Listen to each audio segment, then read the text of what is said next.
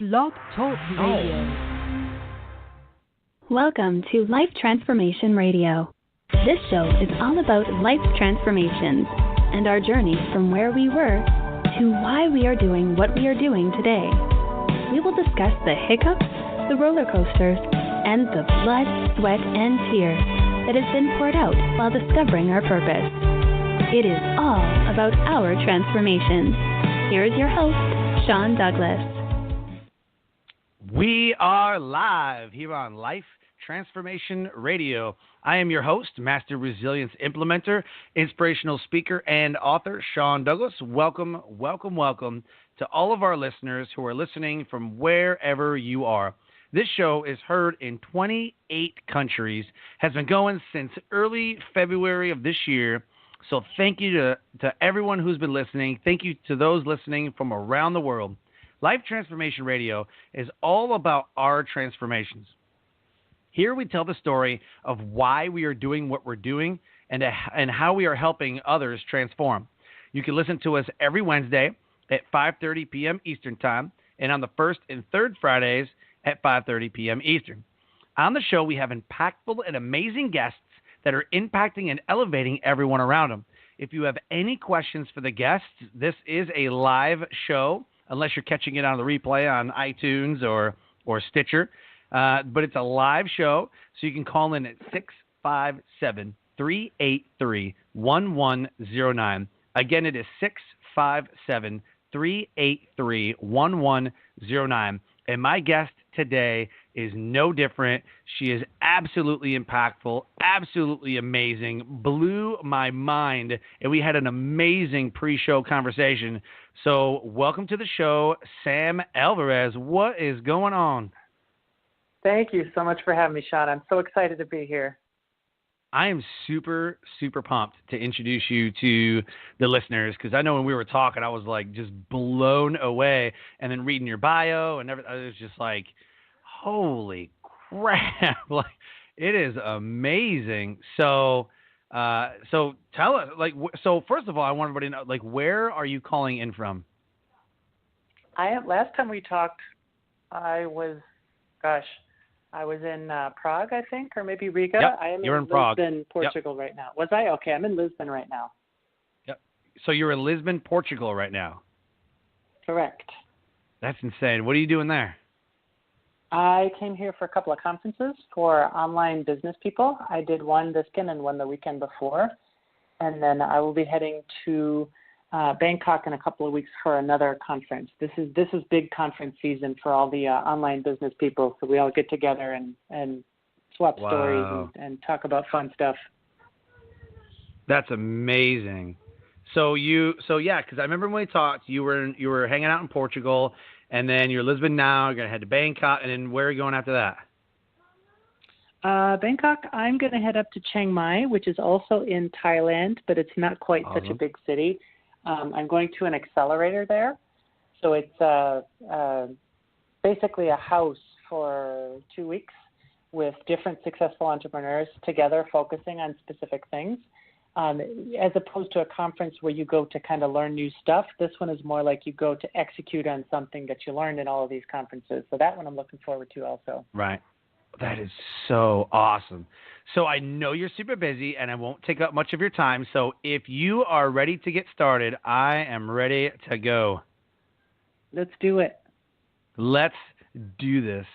All right. So Sam Alvarez is a sales coach, serial entrepreneur, digital nomad, Sales Systems Strategist, Nurse Practitioner, university faculty. What is that? Polyglot? Is that right? Polyglot. It means polyglot. Okay, I was like, what is that? I had to Google that. Yeah, okay. So explain real quick what that is. Absolutely. So poly means many, like a polygon, and glot means tongue. So polyglot literally means many tongues. So it means somebody who speaks multiple languages. Oh, yeah. So she's a polyglot, a mindful human being who wants to help people achieve stable income and become their best ever selves. In 2013, after burning out as a nurse practitioner, Sam took time off to travel and learn languages. Simultaneously, the two of your biggest desires, two of your biggest desires, has since visited 26 countries, has lived in 11 of them on 5 continents. She's held 63 jobs. She speaks 8 languages fluently, right? I mean, we talked about this fluently, No. not just a couple words, but Nice. Yeah. I can have a conversation in 8 languages, but I don't necessarily. I speak 3 fluently. right. Like you can literally have a conversation. Yeah, it's not like hi and bye and, that's about it. Like, No. So you've held 63 jobs. You can speak 8 languages, participated in a dozen or more online businesses, in addition to starting several of her own. Sam currently serves as a sales coach and sales systems strategist, helping businesses around the world stabilize revenue and live life fully. She designed and executed a sales system that has sold over $1.4 million in 2016 and tracking up to more than $2.5 million this year. There's links that are in the show notes that you can connect with Sam. And wow, you designed a system that has sold in 2016 $1.4 million, and to do that over like $2.5 million in 2017, that is amazing. It was a lot of work and also a lot of fun. It's actually tracking to more than double now, closer to 3 million and 2.5 as we get further on. But I've had help. That's insane. Oh, yeah. Oh, I'm sure. Wow. So the first question that we always ask on the show, and I believe it is the very, very most important that you have to ask yourself every day. When you wake up, you have to ask yourself one simple question, and that is why. Why do we do what we do? So my question to you as we kick off the show, why do you do what you do today? As a digital nomad and as a person who's been successful in quite a few different areas of life and different careers and such, that's something that I work with every day, because it's cool to be able to be in Lisbon this month, in Prague last month, in Thailand next month. But when you can be anywhere in the world, you really have to sit down and think about, why am I where I am right now? Because I could be anywhere right now. Why am I in Lisbon right now? And so I have to wake up with my why every day. I don't have a house to wake up in. I don't have a job to go to at a particular place. I don't have, I have a lot of friends, but they're not like necessarily in the physical place that I am. So I work with this question of myself every day. So what drives me, there are 4 things that drive me. Number 1 is relationships. The motivating factor in my life is relationships. And when I say relationships, I mean intrapersonal, meaning relationship with yourself, interpersonal, meaning relationship between you and other people or other groups, as well as relationships between you and society, culture, environment, kind of bigger ideas like that. That really drives me to create meaningful relationships. The second tier for me is languages, music, and teaching. So I've always been about all 3 of those things. They've always factored into everything that I'm doing. I'm really blessed now that I fell into sales completely accidentally 4 or 5 years ago. I was a nurse practitioner who left because I was burned out, started traveling the world, and after 6 months realized I didn't want to stop. So I went to go find a job I could do online and ended up in sales. Well, it turns out that somebody whose genius is relationships does really, really well in sales. Now, I'm not selling, widgets and such. I'm selling life-transforming experience, like as a sales coach, helping people, make their livelihood happen, or how they're communicating with themselves, or thinking about money, or learning, about working with others. If I'm working with a coach, how they communicate with their clients. And it turns out that somebody whose bread and butter and passion is relationships is ideally suited to do this kind of transformational life sales, like what I did for myself. Like I went from making lots of money. I made, over $100,000 a year as a nurse practitioner, and had the doctor parking, and everybody did whatever I said, and I had, a really big ego, and decided I didn't want that anymore. And went to be a student again. I went to live in Japan for, like anybody does. They quit their 6-figure job and moved to Japan for 6 months because you want to be a student, sleep on a tatami mat floor with a bunch of Vietnamese girls touching shoulders, like you do. That's just my style, though. I love jumping and diving into things. And at this point, my why is, so I do my private coaching work, and I also do work with startups. So one startup, the startup that I designed the sales system for, that did 1.4 million last year, entirely on my efforts alone, and is now tracking to double that. There's actually a sales team now instead of just one person or one consultant. So I've transitioned now into, instead of just doing the sales, I'm doing coaching of my teammates. And I found out, oh my God, this is even cooler. I like this even more than I liked the sales. So for me, it's all about connecting with people and connecting with myself, my higher self, other people, their higher selves, and making an impact in the world. Anytime I am blowing somebody's mind or helping them transform their life, I'm really, really excited about that. I was just talking to somebody this morning. I had a call with somebody who's thinking about working with me, who I'd met at one of these conferences. And this person has multiple millions of visitors to their website every month, but has done nothing to monetize it. So if she sold the website today, it would be worth $250,000. But that would not be the right thing for her. She loves her site. She's been working on it for a long time. She would do it for free. So helping people go through those decisions, like, okay, do you want $250,000, or do you want to continue working on your passion project and maybe make $5,000 or $25,000 on it a week instead of like one big chunk, and then not having this is your passion project. You've been doing this for 10 years. Don't sell this, but let's find a way you can actually make a living off of it. Goodness. Right, absolutely. Those conversations drive me forward. That's the conversations with people, heart-to-heart conversations that matter, with people who matter, who are doing things that matter in the world. I get so jazzed when I wake up in the morning and I know that I have somebody like that. The conversation with the woman with her business for 10 years who doesn't know how to monetize things like that.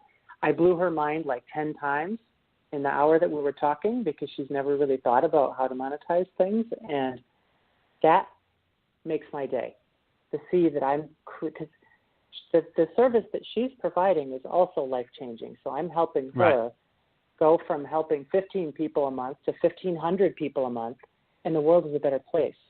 That's cool. That's exciting. No, absolutely. So you touched on it a little bit, when we were talking about, I was the nurse practitioner, and this, and so tell me how you transitioned. Who were you before you became the online sales systems strategist and everything that you're doing right now? Like why did you become a nurse practitioner, real quick, and then how did you transition? What was that moment of transition from the nurse practitioner to becoming the sales online and entrepreneur? Oh, I had the perfect storybook life.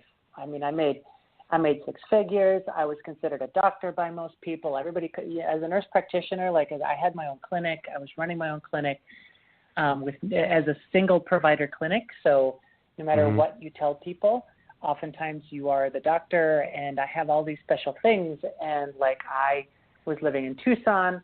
I was quite happy going into it. I loved my patients. I loved my work. I liked the people that I worked with. But I was working 100 hours a week, and I was absolutely miserable. And now, you're a doctor, nurse practitioner, you're a workaholic. No, I'm not. But I'm an impactaholic. Ooh, I just made a neologism. I'm an impactaholic. And when I showed up at work as a nurse practitioner, and I worked at a federally qualified health center, so I was working with people who didn't speak English, who did not have any health insurance, whose average level of education was 5th grade, and who probably did not have any documents to be in the country. And I was helping people on the margins of the margins of the margins. Oh, and I don't remember if I said it, but they had no money either. So every day. And that's really impactful. Feels really good to do that, right? But if I have a fever of 104 degrees and I decide not to go to work one day, 20 people who needed health care will not get it because they won't go anywhere else. they could see me for $15, and they would have to pay $150 to see some doctor at the hospital who might turn them in for not having papers and didn't speak Spanish anyway. And two of those people will go to the hospital who didn't need to because I wasn't there. Right.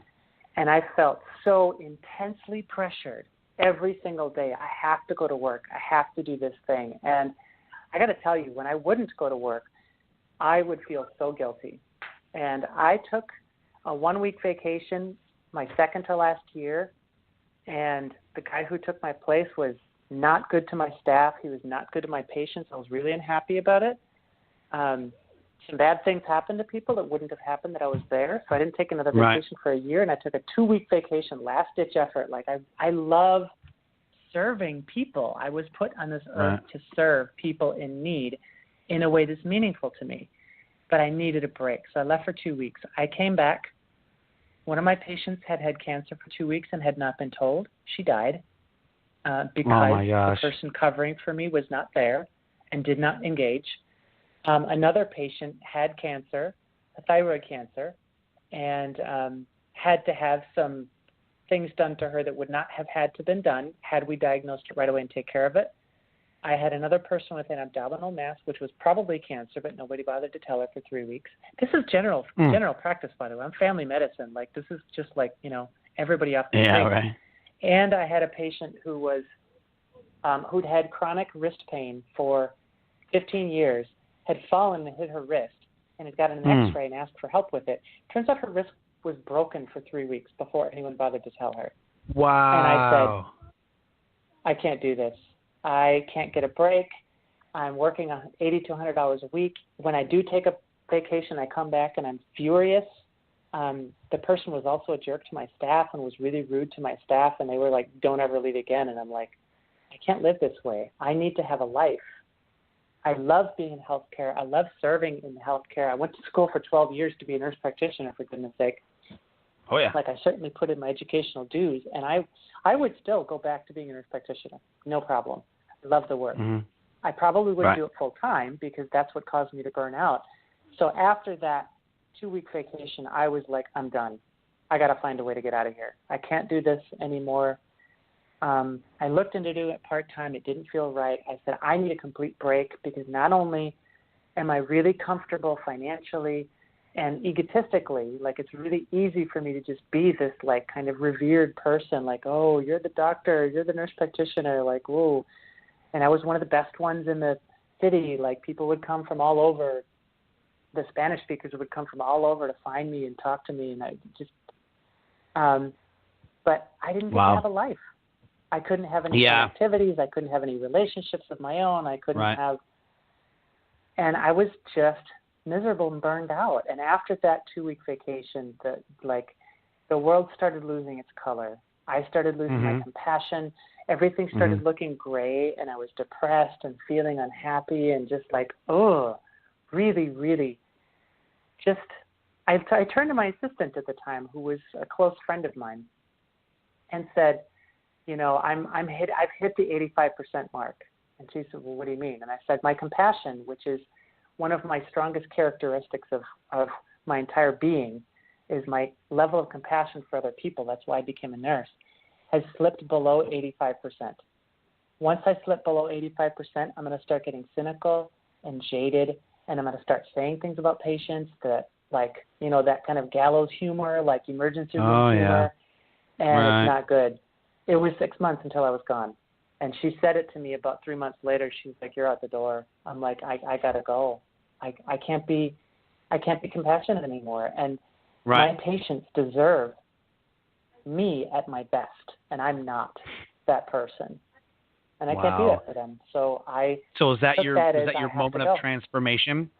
I mean, was that it? Like, that 85%, like you were kind of self-aware, right? And said, I'm falling below that. Like, I just can't do this anymore. And you made kind of a conscious decision. It was. That was the moment I decided. And because I knew that from here on out, like, I was 4 years as a nurse practitioner and almost 5 years as a nurse. Like, I had a good run. And I still go back and practice occasionally. Like, I still have a license. But that was the point of transformation where I knew, like, it's kind of like you can manage up till a certain point and then you're going to tank. I knew I was going to tank. Like, I'm done. Like, I'm going to go downhill from here. I have to plan how to make my life have meaning and feel that I'm making a meaningful impact and still honoring that I am a human being connecting with other human beings and not just a robot that provides health care that happens to get paid really well and be highly esteemed for it. I can't be that anymore. Right. Yeah. So you transition from, so how did you get from, what was that moment from the nurse practitioner to the online sales? Did you join an MLM or network marketing? Did you do affiliate marketing? Like, what was that? Okay, I'm done here. That chapter's closed. What was the next step? You know, I was burnt. That step actually didn't happen until 6 months later. So I left my nurse practitioner job knowing that I was going to go to Japan and study. I said, I need to be a beginner again. I want to not be the one who's on top, not be the one who's like in charge of everything. I need to be a rank newbie at something I'm not good at, and just let my ego deflate a little bit and just get some time away. So I went to Japan. I took a couple of weeks to get all my stuff together. In April of 2014, March, I quit in March, and then in April I went to Japan, to Okinawa, and I signed up for a 6-month course in Japanese. And I spent 6 months learning Japanese before I got there, and then I got there and I was in a course and I was living with other people essentially in a dorm situation with a couple of Vietnamese girls who were also students in my course, and basically did nothing other than go to class and hang out for 3 months. And then after 3 months, I started feeling not so burned out, like, hey, I don't feel so awful anymore. But I also don't really want to go back to nurse practitioning. And I said, okay, what I'm really savoring right now is the freedom, the ability to move around. Like, I'm a hard worker, for goodness sake. I've worked hard my whole life and I'm not afraid of it, but I don't even know where to start. So I spent 3 months searching and looking online, like, how do people do this? Because that's when I learned what a digital nomad was, you know, the laptop lifestyle, right? Like, the 4-hour work week, like all the Mai Tais, sipping Mai Tais on the beach, working, 10 minutes a day. Spoiler alert, it does not look like that. However, I learned about that, and we talk about it all the time. Yep, it's not real life. All the time. Not real life. So then I spent 3 months really researching that, because I still had 3 more months left on my program, and I realized that I need to launch into this. And so I ran out of money, because I was supposed to have a year's worth of money, but I was used to living nurse practitioner lifestyle, so my money disappeared because I was living in an expensive country. Came back to the States to, turns out the person who took over my clinic was pregnant. So she was on maternity leave. So I came back to take care of the clinic for another month or something, and I was like, I'm not done. I need to be gone again. Right. So I went all out through every piece of spaghetti at every wall I could find, and I applied for probably 100 jobs in the span of, 2 months, something like that. I was like, I have to make this work. I got 2 jobs at the same time.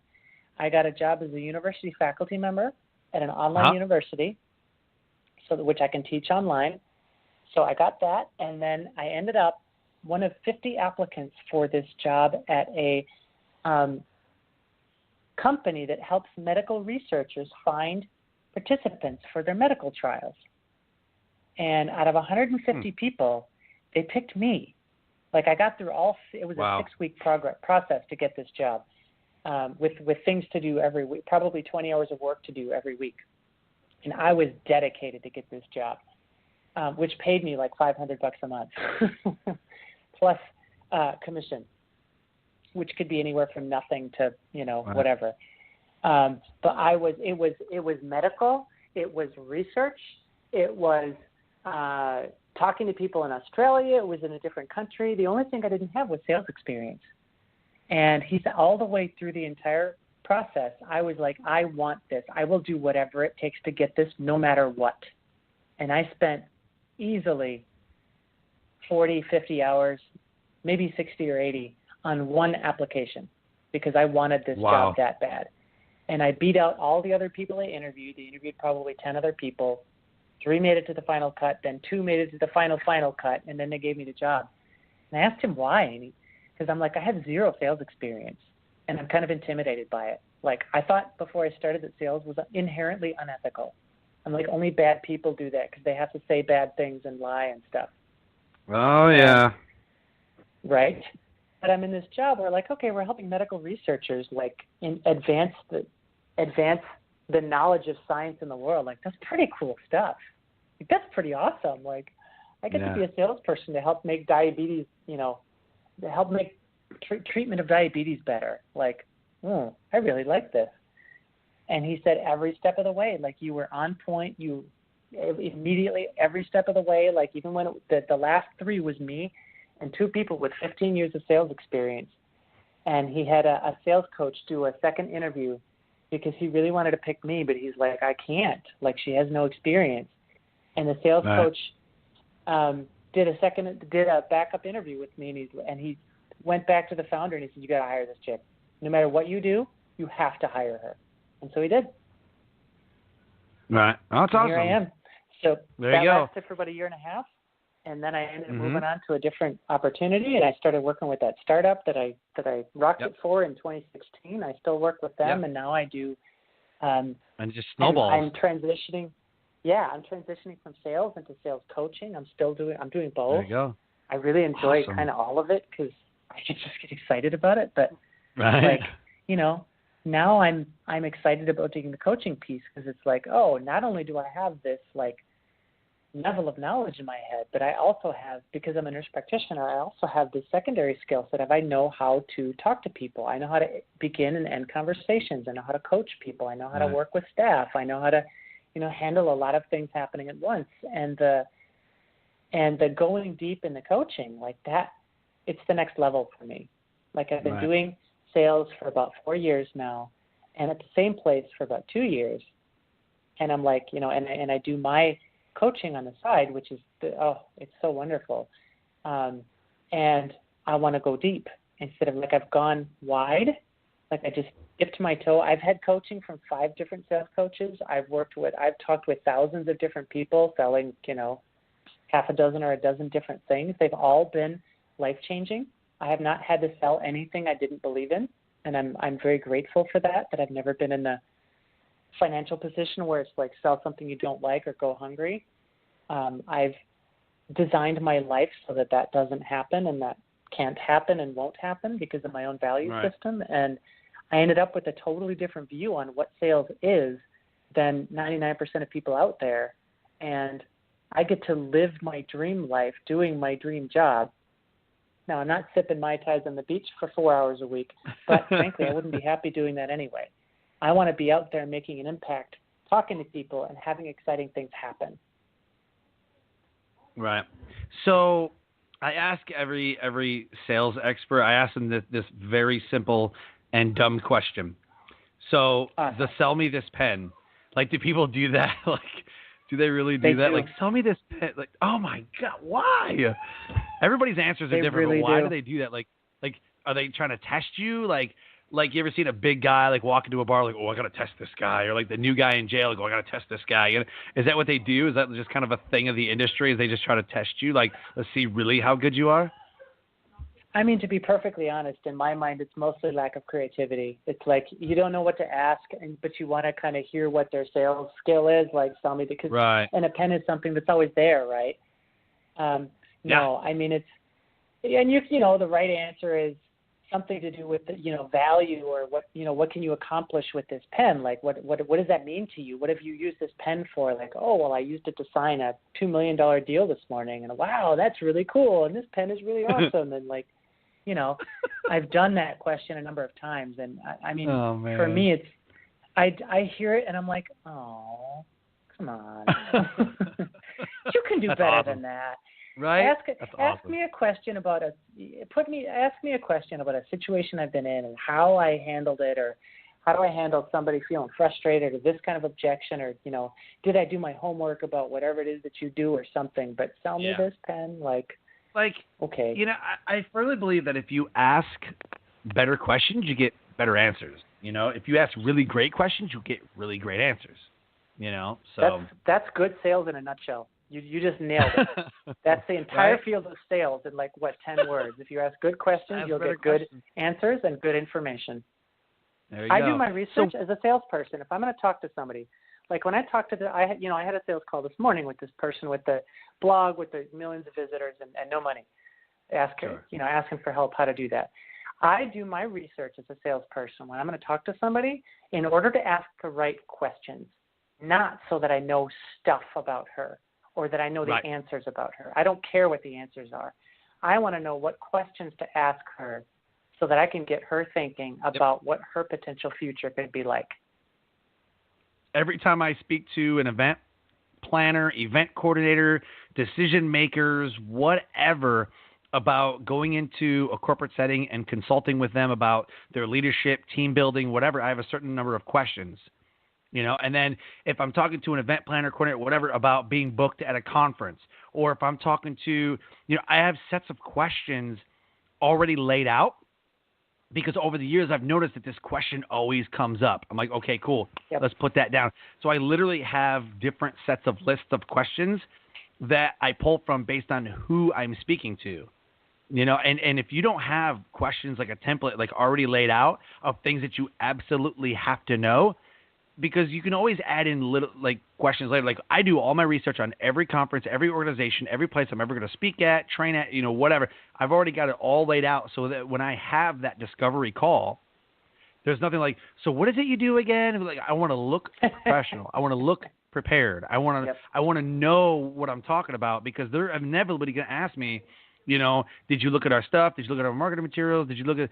Oh yeah, totally did. And I literally had somebody ask me. I was at a sales conference, and they were like, "So did you look at the materials?" And I was like, "Absolutely, I did." She goes, "How much? What was our sales last year?" I was like, "Oh, it was this much money, and this person was your because I was doing a sales banquet." I said, "Yeah, this person was your top seller. He sold this much money, whatever." And they're like, "Well, all right then." Dang. like I reviewed all of the material, and I even have it in front of me, because I never know if they're going to ask me a certain question about this one subject. What what I mean? So I always have all of the information, whether it be websites, Facebook, their media sheet, their whatever. I always have that stuff in front of me, ready to go. I'm always prepared with questions in hand. That's exactly what I did. I mean, I did it the half hour before this call and I've done it in the past already, because when we were setting this up, I did it. Sure. But I did it again the half hour before we were doing this call for exactly that reason. Here's a funny story. So we're currently hiring at the startup that I consult with, and so we're hiring new salespeople. And we had 2 interviews today. One of whom did exactly what we're talking about. She just nailed it. She knew everything about everything under the sun. And I'm like, "Yep, awesome. You got it. You nailed it." And we had an interview right after her of this guy was just perfect. He had all the right things. He said all the right things. Personality-wise, this is the kind of guy who's talked his way into everything in his life, and he will probably continue to be able to do that. Silver tongue. And one of our standard questions in the interview was, so it's a school. It's an online boot camp. Right. So I say, if you were to take one of our courses, which one would you take? And this is 20 minutes into the interview, and he goes, "Oh, well, I'm not really sure what you guys teach." Oh, and my I'm like, gosh. "You're out. You're done." Yep. It's you over. looked nothing up on our company. You didn't. I mean, that's straight up practically on our homepage. That's you're done. Oh, Jesus. Oh, it's flabbergasted. Man. Really? This guy was there's that awkward silence. Yeah, no kidding.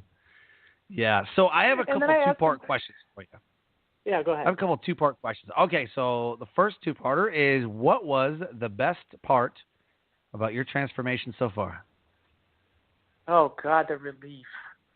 The relief. Okay, fair enough. Yes. I thought it would be the countries you visited or the life that you led, but nope. I think it's stress, right? Is what you're referring to? Maybe is the less stress or different kind of stress that you experience. The truth is, it's not even that, because I'm the kind of personality who likes to go out and do new things, and so like going to new countries is actually quite stressful. I love it, and I'm really excited about it, but logistically, like when you don't have a home and you have to find a new place to stay every 2 weeks, like that's a lot of physical and emotional and decision fatigue type stress. But for me, what really was the moment was when I realized like this level of freedom and this level of doing what I want and this level of impacting in the world. Like I thought my impact in the world had to be within somebody else's box. So I saw 20 patients a day, 100 patients a week, 400 patients a month, 4,800, call it rounded up to 5,000 patients per year. Wow. I helped a lot of people. I did that for 4 years. So that's what, 20,000 people who I helped directly. That's only the patients I saw. That's not counting the ones whose ER reports came across my desk or that called in for help. So I don't know, call it 30,000 people that I helped total. That's really powerful. And yet it's still constrained because I can only help a certain number of people per day. And I have to do that within somebody else's framework. And that was really confining to me, and I never liked that. That always felt frustrating. And so when I realized that I can design my own life and I can create that same level of impact, because I worked for one of the most impactful healthcare systems in the country. It's one of the few places people who I served can go. I can make that level of impact and still have a life and still have relationships and still have fun and hobbies.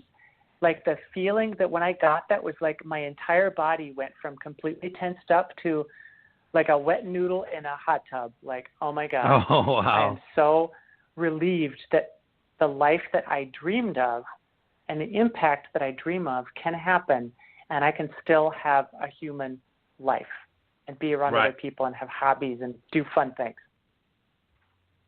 That's awesome. So the second part of that is, what has been the worst part about your transformation? Probably disillusionment after a certain point. Like when I first started doing it, that part of that relief was like, oh my God, the laptop lifestyle, the digital nomad, like everything's going to be hunky-dory and there's not going to be any more real life. Like I'm just going to make a gajillion dollars. Because when you start your first sales job, like, they make it sound really great. Like this is going to be really easy. And you end up working your butt off for like $500. I averaged $1,300 a month for the first 18 months of my career as a digital nomad. Wow. And that includes my accommodations, my food, all of my travel. I learned how to travel hack because I couldn't afford to do anything. Oh, absolutely. So, the level of hard work that was required and the number of things that went wrong and I have to do this and I have to do the other thing. Like there was a point after about a year and a half in, which was when I quit the first long-term digital nomad job that I had, where I just felt really disillusioned. Like, I thought I had this all figured out and I was really excited about it. And now I'm just like, well, this is just this is just it's a different pile of nasty stuff, right? So you've got this pile of crap over here that you have to deal with. Now I've got a new pile to deal with. And I'm like, and then the worst part of that is probably even more than the actual disillusionment was you're sitting here in Thailand complaining about your life. Come on! So then I started beating myself up about that and but actually coming to terms with, the reality of life is life, and there are going to be difficult things no matter what. It's which difficult things, what are your struggles to bear? Like I have a saying for myself that's not my cross to bear. That's not my that's not my battle to die. That's not my hill to die on. And as I've, figured these out, my life has gotten better because I've stopped judging myself for not doing certain things, quote, correct, unquote. And I'm like, you know what? I work hard. I do, I work on my own as a sales coach. I work for this startup as a salesperson / sales coach. I'm talking to other people on podcasts and doing other things. And you know what? I'm just building and designing and living as it goes on the life that I feel the most satisfied with and where I can make the biggest impact on the largest number of people. Awesome. I love it. So who has been your biggest influencer up to this point? You know what's funny is what immediately came up for me was that the correct answer, literally in my head, was the correct answer would be Tim Ferriss. But the truth fair is, enough. he's really not. I mean, that's literally like the quote correct answer, unquote. But what actually came to me was kind of a cheesy answer was my 7th grade math teacher. I was in the gifted and talented program up to 6th grade, and then when we went to junior high, they kick you off to the real world, so to speak, to the regular junior high. And I was put 3 grade levels ahead in this math class with this teacher, and I just thought I was the coolest kid ever. Like, I'm in 10th grade math, I'm a 7th grader, I'm a gifted and talented kid, and blah, blah, blah, blah. Right. And I got halfway through my first semester in this class, and I was getting a D. I was barely passing this class, and I had no idea. And I went to the teacher, and I'm like, yo, what's going on? Like, what did I do? Mr. Belter, still remember his name. Ask him what his first name was, and he says, Mr. He was one of those kind of people. I love it. He was pretty awesome. He was very, very himself. And he told me, like, he told me exactly what was happening, what I was doing wrong, and exactly how to fix it.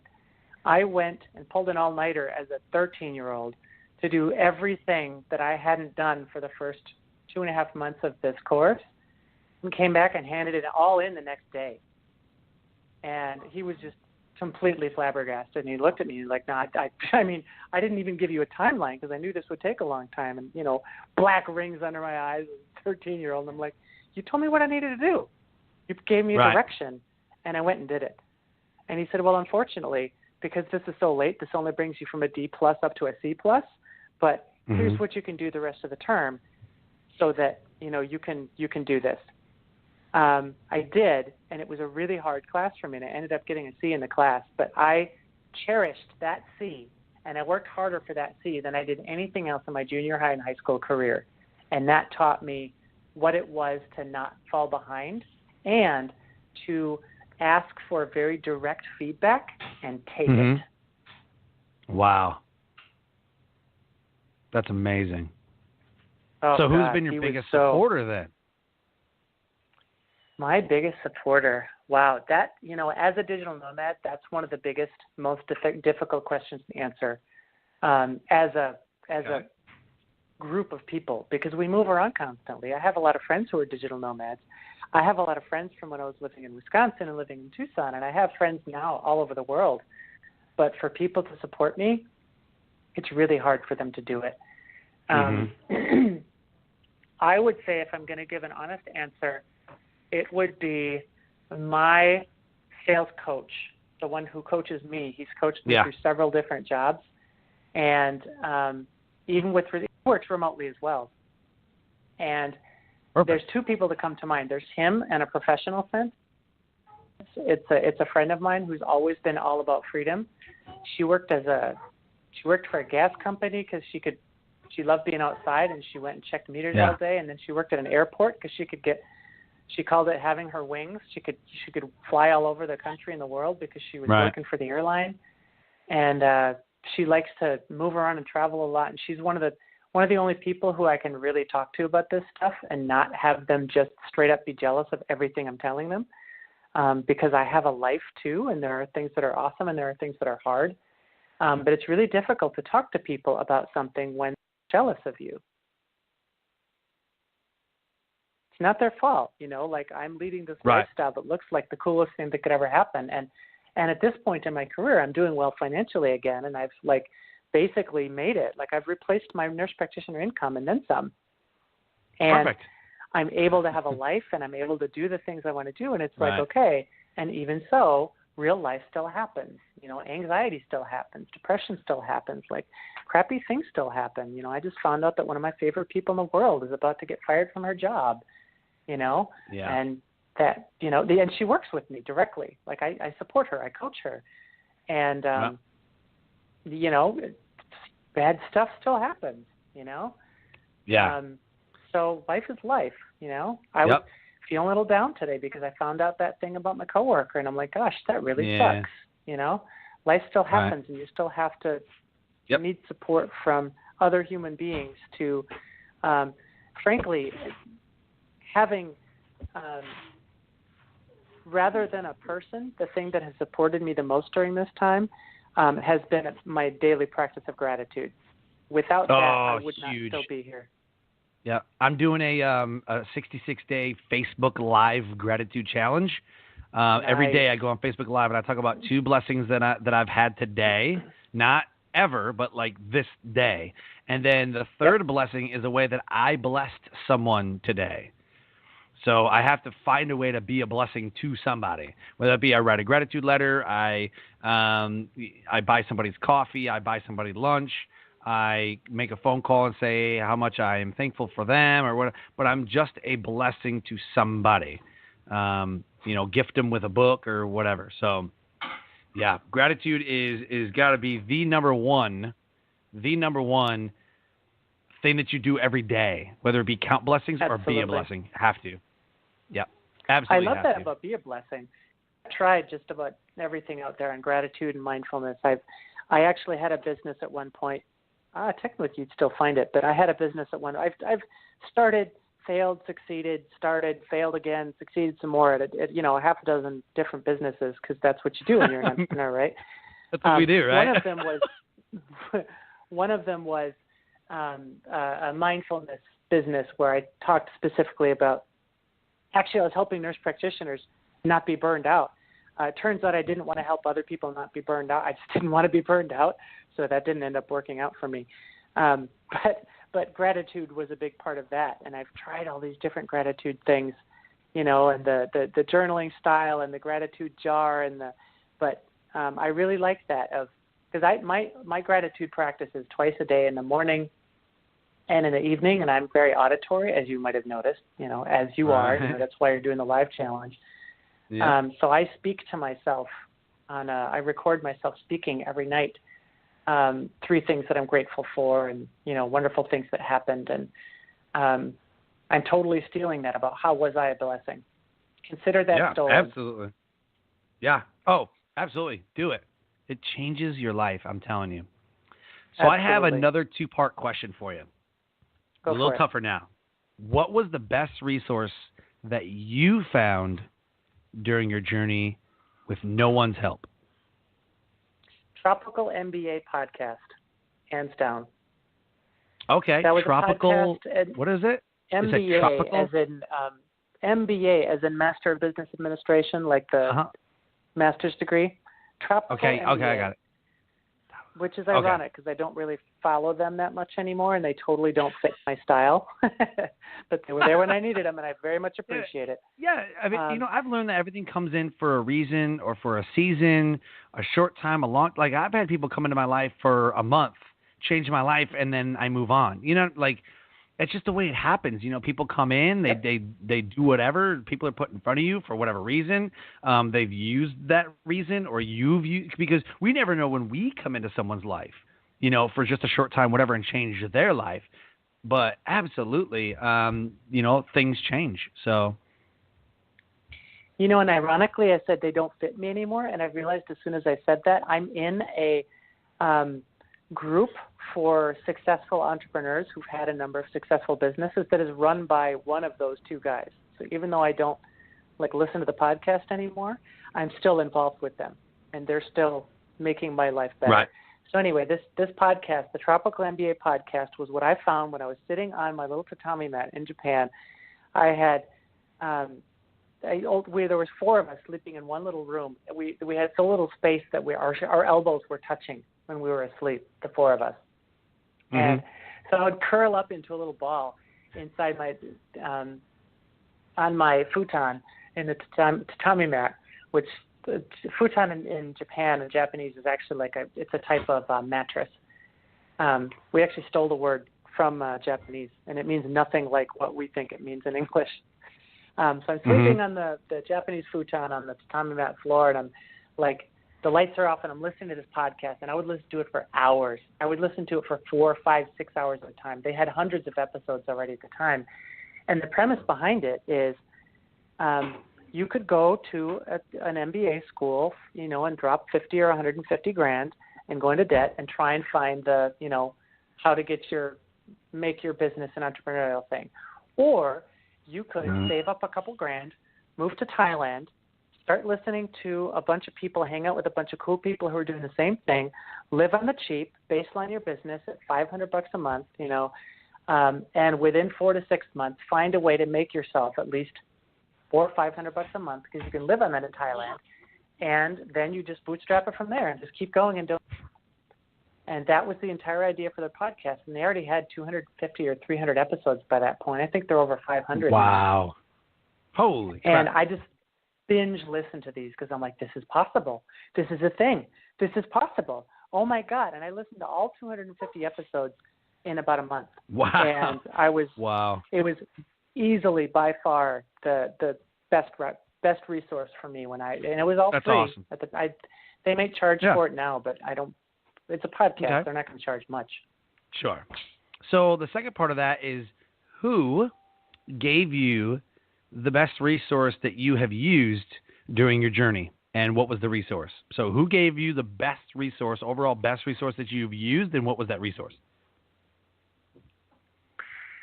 This might not make sense, but I'm going to say it anyway, and it's kind of surprising to me as well. So the best resource that I've used is actually Zoom. Do you know what Zoom is? Oh, I love Zoom. Oh, my gosh, Yeah. I love Zoom. Yeah, I think it's better than a lot of things out there. Some people use Webinar Jam. Some people use, Skype's great, because they're starting to make different rooms and stuff. You can fit more people. But Zoom is just, it's the thing, Zoom's the best. Changed my life. I was frustrated with webinar software. I was frustrated with Skype as a communication tool. There was just so many things that didn't really work with it. And I was like, I'm not about blogging. I'm not about writing. I can do it. I'm actually very good at it, but it's not what really trips my trigger. What really trips my trigger is audio, video, where I can make a direct impact and see it and be part of it. Feel it, see it, taste it, touch it, experience it. That really turns me on. And there were so many technical issues in the way. I was mostly using Skype, but it really frustrated me. And Stephen Bukowski, great guy. I worked with him for just a couple of months at that first my first sales job. And he was the one who introduced me to Zoom, and I hated it. I said, that's stupid. Can we just use Skype? We all know Skype. Said the same thing. I was like, this is stupid. Because I was using Skype all the time. I'm like, this is stupid. Yep. And now I spend 2 to 3 hours a day on Zoom, and it has changed my life. Yep.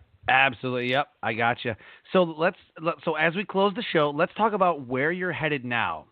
Okay. So we talked earlier, the states or the countries and stuff that you're headed to, but what about any new adventures, any new businesses, family, what do you got on the horizon? So my biggest thing right now is, I've been doing this sales coaching informally for about 1.5 years. I've been doing sales for about 4, and I've been coaching informally for about 1.5 years. And I have really decided to go for the coaching as I want to do this as a thing. And it just turned out, I talked to the startup and I told them that, I might need to transition out. Here's the thing I want to do. I really want to do more coaching than sales. And it turns out that's exactly what they were hoping for. And I went, wow, synchronicity on that one. So we're talking about that with them, and that feels really good. And also, I started about 2 months ago actively looking for people to coach in a sales fashion, because it turns out that there's lots of good salespeople and lots of good coaches. There are extremely few good sales coaches because the skill sets are so radically different that it's hard to find both of them in one person. And it's it's my ambrosia.